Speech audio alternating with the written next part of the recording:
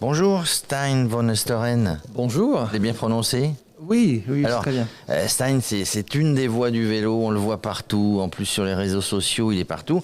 Il est porte-parole du collectif Vélo Île-de-France, pour ceux qui ne le connaissent pas, c'est bien ça? Oui, c'est ça. Et puis tu as écrit un livre qui est, j'allais dire, un best-seller que tu dédicaces ici au congrès de la FUB, qui s'appelle Pourquoi pas le vélo? La question de la décennie. C'est la question de la décennie. Pourquoi pas le vélo d'ailleurs? Mais pourquoi pas le vélo? Parce que les problèmes en fait ne sont pas d'ordre financier par exemple, mais ils sont de l'ordre psychologique. C'est-à-dire on a du mal à se mettre en question. Les habitudes sont difficiles à changer et donc il faut un débat pour les changer. Il faut poser les bonnes questions. On ne pose pas les bonnes questions aujourd'hui. Aujourd'hui on se dit on change une rue, alors mesurons le nombre de véhicules qui passent et ce chiffre-là va déterminer à quoi va ressembler la route de demain. Alors que la vraie question, c'est quoi? Une route, déjà, ça sert à quoi? Ça sert à se rencontrer aussi. Ça sert à se sentir bien, à être dehors. C'est notre deuxième salon. Donc, est-ce qu'elle doit être belle, par exemple? Ah oui. Alors, ça ressemble à quoi? Il faut ensuite poser la question aux citoyens. Qu'est-ce que vous en pensez? Et je crois qu'aujourd'hui, ici, à Tours, avec le baromètre des villes cyclables, on se rend compte qu'on peut se poser cette question-là. À quoi doit ressembler notre ville? Une personne âgée peut-elle se déplacer tout seule à vélo dans une rue, par exemple? Et aujourd'hui, nous sommes en train d'avoir ce débat. Et dans ce livre, j'ai voulu mettre ce débat et donner les questions qui vont aider à le faciliter. Alors justement, ici, il y a beaucoup d'élus. Oui, qui sont là, qui sont venus, qui étaient lauréats, d'autres qui ne l'étaient pas.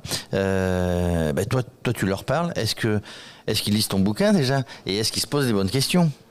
Oui, ils lisent mon bouquin assez massivement grâce aux associations qui le diffusent, notamment dans les métropoles. Par exemple, à Tours, tous les maires l'ont reçu dans l'agglomération. Et en fait, ça a un effet très positif parce qu'après, ils me contactent pour dire « Bonjour, nous avons lu votre livre. C'est exactement de ça qu'on a besoin pour avoir un débat sur le vélo. Est-ce que vous pouvez venir chez nous pour animer un débat ?» Parce qu'après, j'anime les débats pour discuter avec des citoyens directement. Et dans ce livre, il y a les questions que les Français se posent. Mais oui, mais une piste cyclable, ça prend trop de place, ça crée des bouchons. Non, c'est pas le cas. Mais il faut l'expliquer avec les bons arguments. Il faut trouver des images qui frappent l'esprit. Parce que quand on donne des chiffres, ça ne parle pas. On n'est pas des ingénieurs. Moi, je ne suis pas un ingénieur, par exemple. Beaucoup de chiffres, ça ne me parle pas forcément, alors que certaines images peuvent vraiment frapper l'esprit.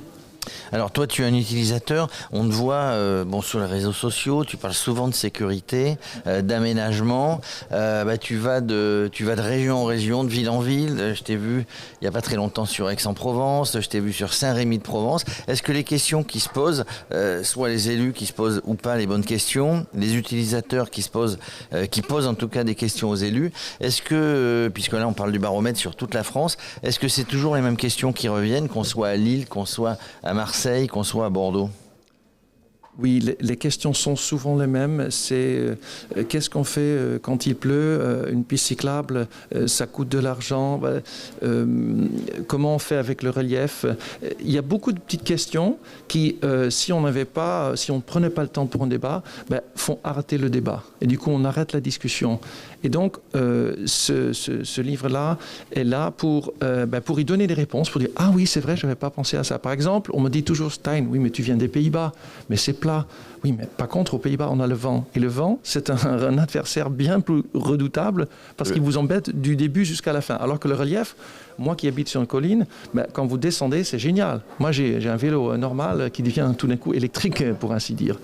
Et donc, il faut avoir des arguments pour dire tiens, c'est vrai que je n'avais pas pensé à ça. Et après, la conversation peut continuer. Et cette conversation va porter sur des choses beaucoup plus intéressantes. Pas sur combien transporte une piste, etc. Mais comment veut-on vivre?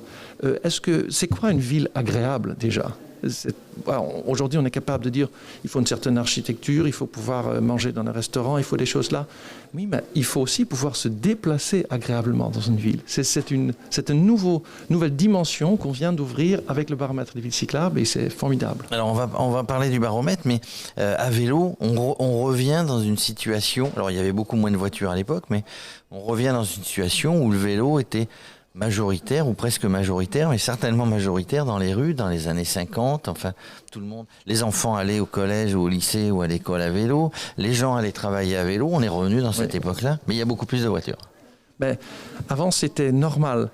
Aujourd'hui, on considère, voilà, pour beaucoup de gens, c'est pas normal que des enfants se déplacent à vélo, alors que pour moi, ce qui est pas normal en tant qu'Hollandais qui vient d'un pays où 3 enfants sur 4 se déplacent à vélo, de voir des autocars qui prennent qui embarquent des enfants, qui sortent tout frais de domicile ou de l'école, qui ont à peine marché et qui seront transportés comme des petits légumes sans bouger, alors qu'ils ont besoin de bouger, ils ont besoin de se dépenser, ils ont besoin d'être seuls, de développer leur autonomie, de se découvrir, de décider eux-mêmes où ils vont. Et c'est ça que le vélo apporte. Quand tu mets un enfant dans un bus, en fait, ça devient un petit légume. Et en plus, ça coûte un pognon de dingue. Les bus, l'essence qu'il faut acheter, le personnel qu'il faut payer. Pourquoi ne pas créer, au lieu d'avoir autant de chauffeurs d'autocars, il y en a 70 000 en France par exemple, là, ça coûte, moi j'avais calculé, ça fait 7 milliards d'euros, parce que ça coûte 200 000 euros un car comme ça. Pourquoi ne pas en faire des formateurs vélos? Pourquoi ne pas laisser ces personnes accompagner les enfants à la rigueur sur des vélos? Ce sera infiniment mieux pour eux, ce sera infiniment mieux pour les finances publiques, parce que les bus ça coûte très cher, et en plus ça sera mieux pour nos enfants qui deviendront autonomes. Et après, quand on verra autant d'enfants dans la rue comme aux Pays-Bas, qu'est-ce qui se passe? On va dire, on va créer des pistes cyclables. Et quand on crée un réseau de pistes cyclables, qu'est-ce qui se passe? On n'a pas besoin d'acheter en permanence de l'essence et des bus pour transporter des enfants dessus parce qu'ils se déplacent tout seuls. Alors justement, tiens, tu parles de ça. Hier, au palmarès, il y avait le maire, je crois, de Saint-André de Médoc, ou quelque chose comme ça, qui a gagné dans sa catégorie. Il a des vélobus et pilotés par des employés municipaux que tout le monde croise, que tout le monde connaît. C'est une bonne solution, ça.